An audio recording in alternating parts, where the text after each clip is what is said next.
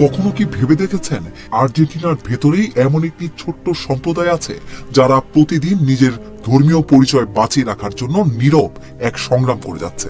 সংখ্যায় খুবই কম, গোটা জনসংখ্যার মাত্র 2%। দেশের এক প্রান্ত থেকে আরেক প্রান্তে মসজিদ হাতে গোনা, অনেক শহরে নামাজ পড়ার জায়গায় নেই। হালাল খাবার খুঁজতে কখনো কখনো কিলোমিটারের পর কিলোমিটার পথ পাড়ি দিতে হয়। এটাই আর্জেন্টিনার মুসলিমদের বাস্তবতা।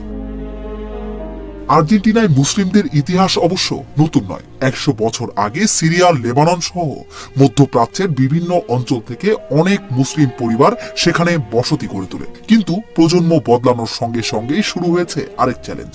আজ অনেক মুসলিম পরিবারের সন্তান আরবি জানে না, তাদের প্রথম ভাষা স্প্যানিশ। ইসলাম সম্পর্কে জানার মতো নির্ভরযোগ্য স্প্যানিশ বই, কোরআনের ব্যাখ্যা কিংবা ইসলামী শিক্ষার সুযোগও খুবই সীমিত। ফলে অনেক তরুণ নিজের ধর্মীয় পরিচয় ধীরে ধীরে হারিয়ে ফেলছে। মুসলিমদের সংখ্যাও খুব বেশি নয়।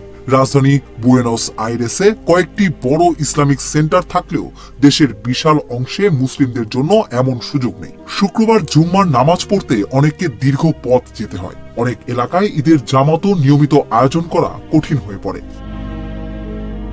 হালাল খাবারের নিশ্চয়তা সেখানে নেই। বিশেষ করে ছোট শহরগুলোতে মুসলিম পরিবারগুলোকে আগে থেকেই খোঁজ নিয়ে বাজার করতে হয়। অনেক সময় দূরের শহর থেকে হালাল মাংস সংগ্রহ করতে হয়।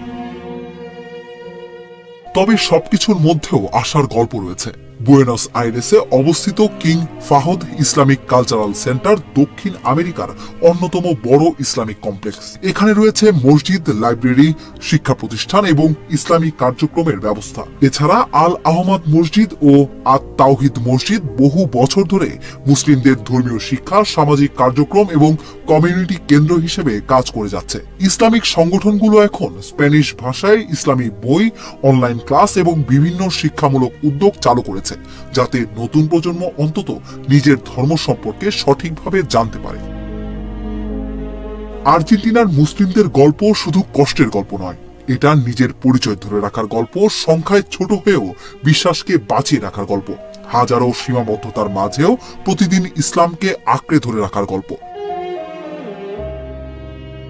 বাংলাদেশে যখন লাখো মানুষ আর্জেন্টিনার জার্সি পরে মেসির জন্য উল্লাস করে, তখন সেই একই দেশের এক কোণে ছোট্ট একটি মুসলিম সম্প্রদায়ও নীরবে চেষ্টা করে যাচ্ছে নিজেদের ঈমান, সংস্কৃতি আর ধর্মীয় পরিচয় গল্পগুলোর একটি